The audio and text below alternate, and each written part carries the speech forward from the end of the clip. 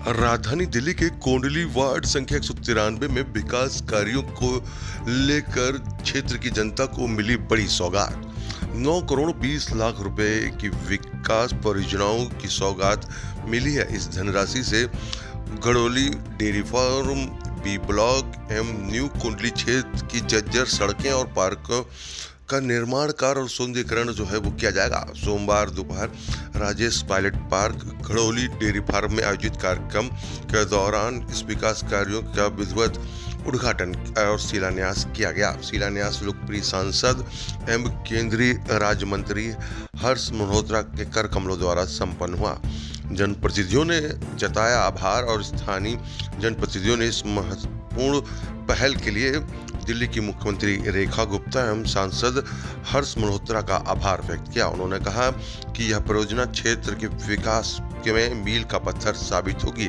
तस्वीर हम आपको दिखा रहे हैं किस तरीके से यहाँ पर कोंडली वार्ड के अंदर विकास कार्यों की जो शुरुआत है वो हुई है। इसका शिलान्यास जो है किया गया।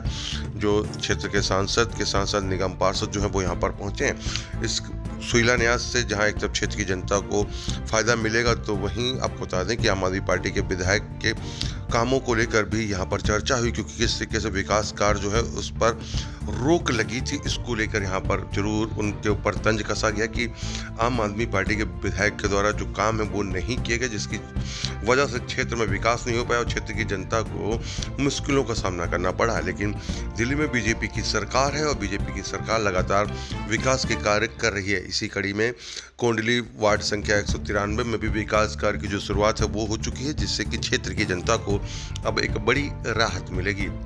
आर सोनी की खबर अगर आप यूट्यूब पर देख रहे हैं तो हमारे चैनल को सब्सक्राइब करिए, फेसबुक पेज पर देखें तो हमारे पेज को फॉलो करिए। डेली हंट पे अगर आर सोनी को देखें तो डेली हंट पे आर सोनी को फॉलो करिए, जहां पर आपको देश दुनिया की तमाम खबरें मिलती हैं। आइए आपको सुनाते हैं कि यहाँ पर पहुंचे हुए प्रतिनिधियों ने इस शिलान्यास कार्यक्रम के दौरान क्या कहा। फर्क बेसिक क्या है मैं वो बताता हूं। यमुना जी की सफाई के लिए मोदी जी की सरकार ने केजरीवाल साहब की सरकार को 3000 करोड़ रुपए दिए यमुना जी की सफाई के लिए, और पूरे 10 साल 2013 में 2015 में कहा कि हमारी सरकार आ गई है, यमुना जी को हम साफ करेंगे। मुझे 5 साल चाहिए। 5 साल जब 2020 में हुए तो कहा कि मैं माफी मांगता हूं, ये रिकॉर्ड पे है, आप लोग उनका पुराना वीडियो चेक कर लीजिएगा। मैं माफी मांगता हूं, मैं यमुना जी की सफाई नहीं कर सका, मेरे को अगले 5 साल और दे दो। जनता ने फिर दे दिए। 2025 में भी आके उन्होंने कहा कि मैं नहीं कर पाया, लेकिन मैं अगली बार पक्का कर दूंगा। ये उन्होंने यमुना जी की सफाई पे किया। वो 3500 करोड़ रुपए उन नीले बोर्ड और उनकी फोटो पे खर्च हुए। जब रेखा जी की सरकार आती है और उन्होंने छठ पूजा करने वाले जो हमारे बहन भाई हैं पूर्वांचल के, उनको यमुना जी में पूजा करने की इजाजत भी नहीं दी, क्योंकि यमुना जी गंदी बहुत थी। रेखा जी की सरकार आती है, रेखा जी ने आते ही यमुना जी की सफाई प्रारंभ की। देखो, यमुना जी की सफाई होने में 3-4 साल लगेंगे, इसमें कोई दो राय नहीं है, लेकिन लगेंगे तब जब हम शुरू करेंगे। केजरीवाल साहब की सरकार ने शुरू ही नहीं करी, सिर्फ बातों में बात की, पर रेखा जी ने आते ही पहले उसके ऊपर का कचरा साफ किया। काफी समय लगा, 3-4 महीने लगे, इतने में छठ पूजा आ गई। तो उन्होंने आधिकारिक तौर पर यमुना जी में छठ पूजा करने की परमिशन दी, जो कि केजरीवाल सरकार ने नहीं दी थी। और मैं स्वयं यहाँ पर बैठे हुए बहुत से साथियों ने यमुना जी में खड़े होकर के छठी मैया की पूजा की, सूर्य देवता को अर्घ दिया। पहली बार 12-15 सालों के बाद छठी मैया की पूजा स्वच्छ निर्मल यमुना जी में हुई। अब यमुना जी की सफाई कैसे होनी है? यमुना जी में 18 बड़े गंदे नाले सीवर के गिरते हैं।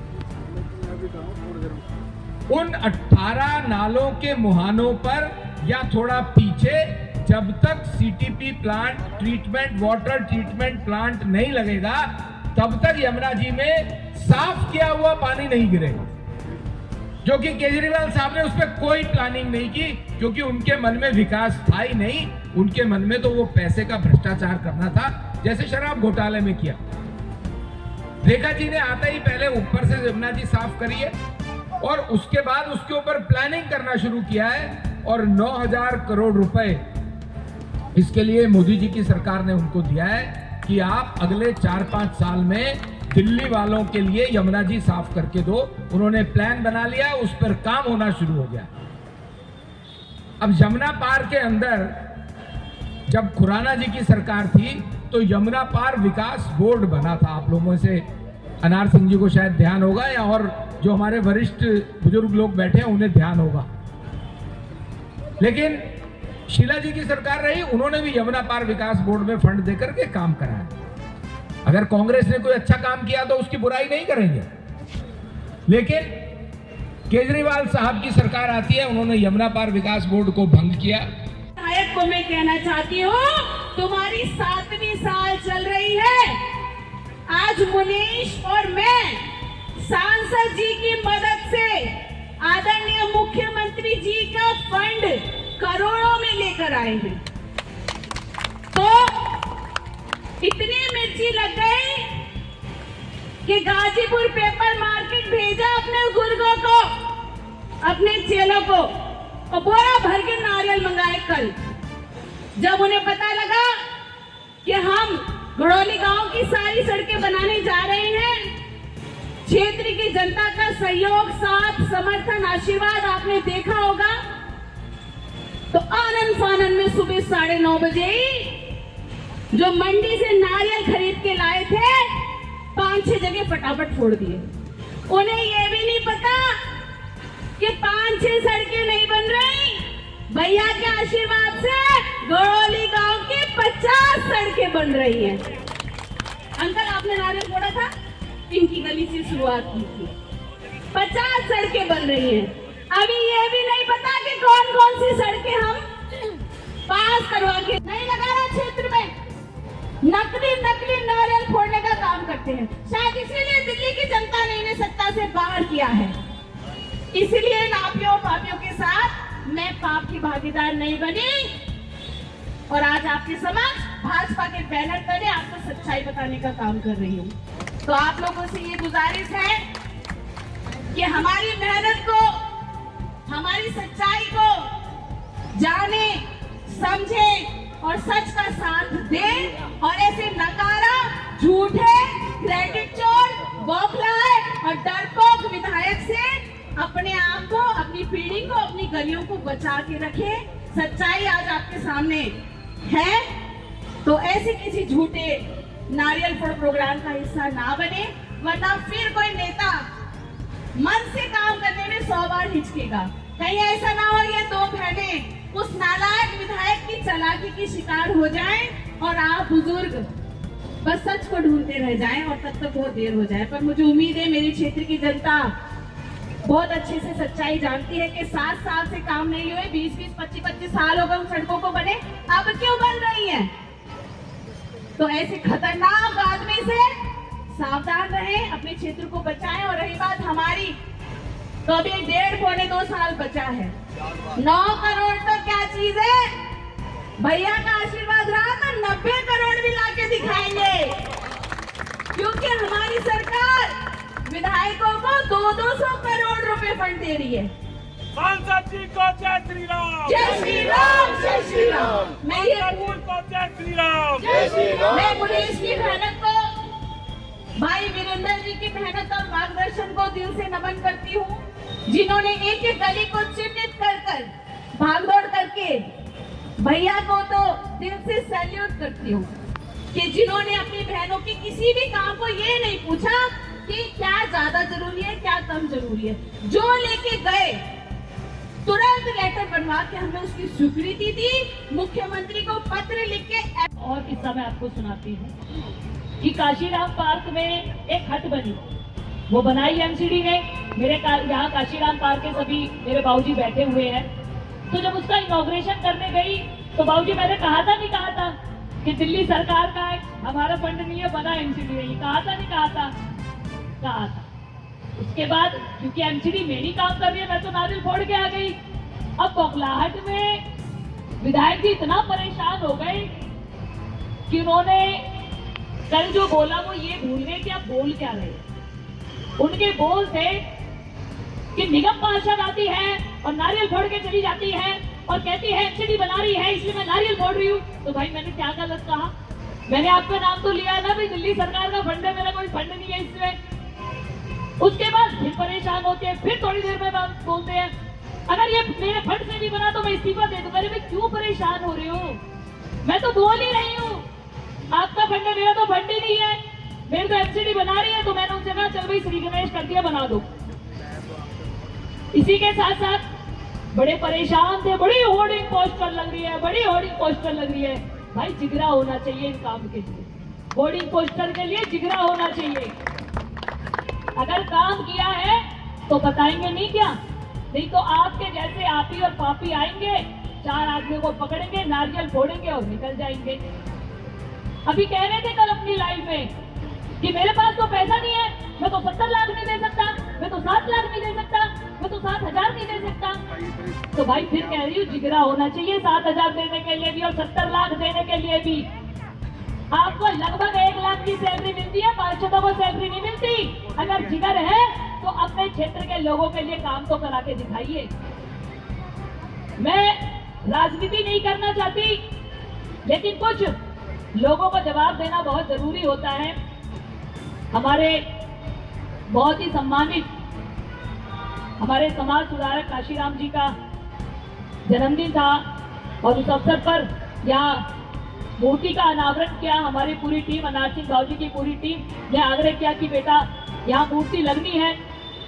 मैंने भैया से पूछा, अपने जिलाध्यक्ष जी से पूछा, सबका एक ही जवाब था कि बिल्कुल सही काम है। उन्होंने एक समाज के लिए काम किया है और समाज सुधार के लिए काम किया है, आप लगाओ। मैंने लगाए, उसमें भी उन्हें परेशानी हुई। अरे उनका पैसा नहीं है, सरकार का पैसा है। अरे भाई सरकार का पैसा हो, मेरा पैसा हो, उससे लेना क्या है? हमारे समाज में जिस इंसान ने अच्छा काम किया है उसके लिए आगे बढ़ के आओ ना।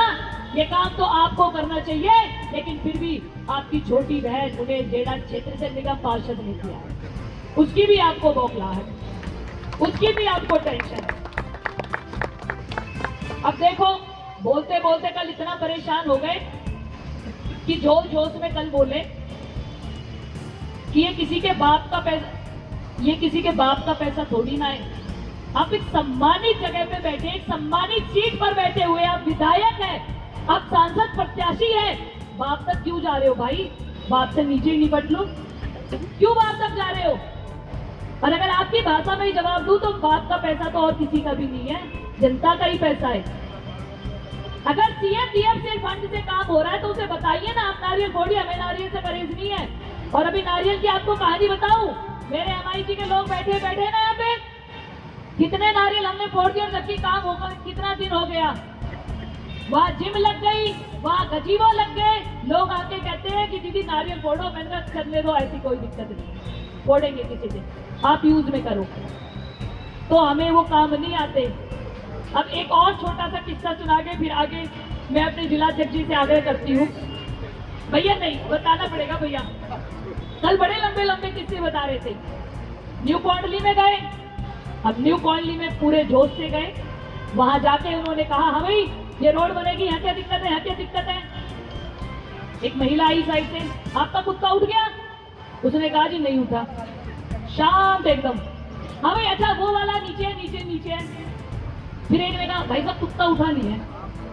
अच्छा जी आपको एक कहानी बताता हूँ कि कुत्ता उठता नहीं है। अब लोग सांसद के पास जाते हैं, आप लोग पार्षद के पास जाते हैं, तो पार्षद क्या बोलती है? वो बिल्कुल शांत, क्योंकि पार्षद चाहे आम आदमी पार्टी का हो, चाहे कांग्रेस का हो, चाहे कहीं का भी हो, वो मेरे क्षेत्र के लोग हैं। और आज तक इतना यह गारंटी के साथ कह सकती हूँ कि किसी को अपने ऑफिस से निराश नहीं भेजा है मैंने। वो पार्षद की तो अलग बात है कि पार्षद का काम है, क्योंकि मुझे पता है कि हमारे साथ हमारे सर पर हाथ किसका कार्य पूरे होंगे। तो शांत वो सारी औरतें।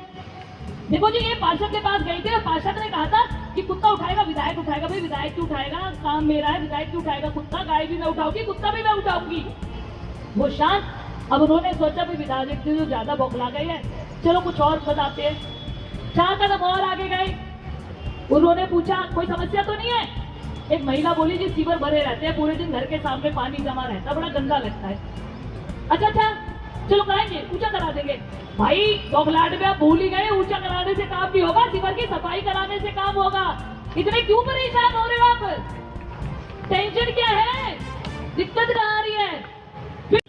मुनीश जी, आज उद्घाटन हुआ है और आपके इलाके 193 कोंडली में ये चर्चा है कि आप 9 करोड़ 20 लाख रुपए बड़ी सौगात के तौर पर इलाके के लिए लाई हैं। क्या कुछ हम आपके इलाके में विकास देख पाएंगे? जी बिल्कुल ठीक कहा आपने। 9 करोड़ 20 लाख की सौगात कोंडली वार्ड को मिली है और इसके अंदर घड़ौली बी ब्लॉक में जितनी भी गलियां हैं उन सभी गलियों का निर्माण हो रहा है, नालियों का दोबारा से निर्माण हो रहा है। इसी के साथ साथ जिस पार्क में आज मैं खड़ी हूँ, राजेश पायलट पार्क, इस पार्क के पूरे फुटपाथ का, इसकी बाउंड्री वॉल का दोबारा से निर्माण होगा, क्योंकि इससे पता नहीं कितने लंबे साल पहले ये बनी थी, जो अब जर्जर हालत में है। लोग चलने में बड़ी परेशानी महसूस करते हैं। इसके साथ साथ कोंडली के अंदर जो हमारी कोंडली मार्केट है, वहाँ पर बी ब्लॉक में, ए ब्लॉक में, सी ब्लॉक में और डी ब्लॉक में लगभग 4 ब्लॉक हमारे कोंडली के अंदर आते हैं। उन चारों ब्लॉकों के अंदर उनकी सभी रोडें, उनकी नालियाँ, सभी का निर्माण होगा। इसके साथ साथ MIG ढलाव घर में हमारे सीनियर सिटीजन लोगों के लिए एक अलग से उन्हें स्पेस दिया जाएगा, जहां पर बैठकर हमारे लोगों के पास, जहां पर स्पेस नहीं था कि सभी 4 आदमी बैठ के एक दूसरे से बातें कर सके, वो भी बहुत जल्दी बनने वाला है। लाइब्रेरी का निर्माण हो रहा है। जेम्बे वाले रोड है जो उनका एक बहुत बड़ा खस्ता हाल में रोड है, उसका निर्माण होगा। और ही ऐसे अनगिनत बहुत से कार्य हैं जो इस 9 करोड़ 20 लाख रुपए के अंदर होंगे। इलाके की जनता को कुछ बोलना चाहेंगे आप? इलाके की जनता से बोलना चाहूँगी कि आप भरोसा रखिए अपनी बेटी पर, अपनी बहन पर। आपकी उम्मीदों पर खरा उतरूंगी, कभी आपको निराश नहीं होने दूंगी। और रही झूठे वादे, ना मुनीश जेड़ा ने कभी आपसे किए हैं और ना करेगी। सबूतों के साथ आपके सामने खड़ी रहेगी। बस थोड़े से लोगों से सावधान रहिए जो कि गलत अफवाह फैलाने का काम कर रहे हैं। शिद्दत से काम करूंगी, ईमानदारी से काम। मुनीश जी, देखा जा रहा है कि जो आपका कोंडली